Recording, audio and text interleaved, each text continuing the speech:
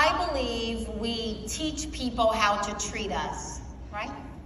And I just jotted down as I was thinking some of the things of what we've taught world leaders, what we've done and what they could be learning from it. I remember when Obama had that red line. Remember that red line that turned into a little pink squiggly line?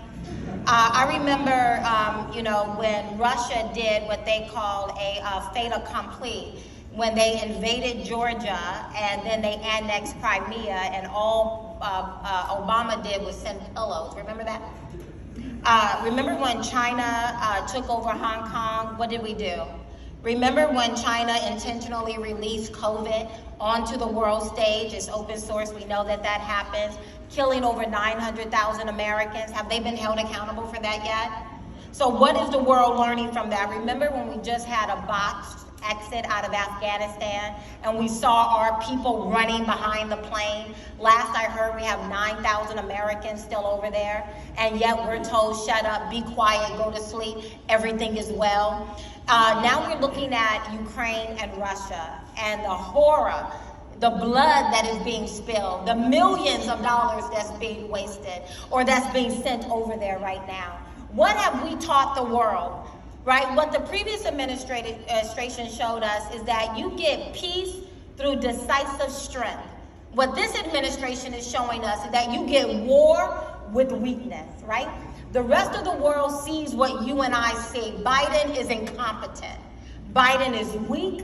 Biden is undisciplined, and he has surrounded himself with some of the most inferior talent who is consistently having breaks from reality. Like, what world are these people living in, right? The other day, I know I keep harping on Biden, but the other day, literally, I'm sitting there. His new goal is to put a black woman on the moon.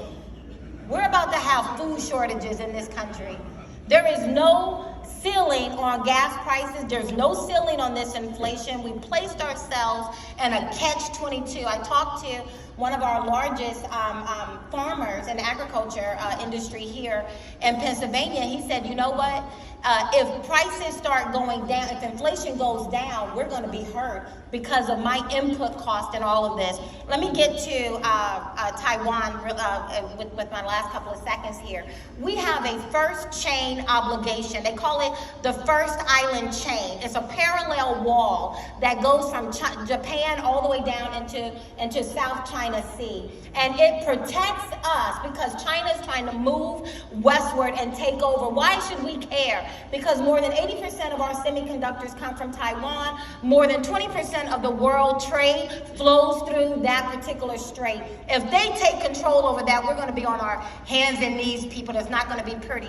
What we should do with China, what Biden should have done with Russia, is be very strong. China has zero oil. They need to get it from Middle East. We need to let them know we're about to put a block on the Makila Straits. We're going to hold you accountable. Okay.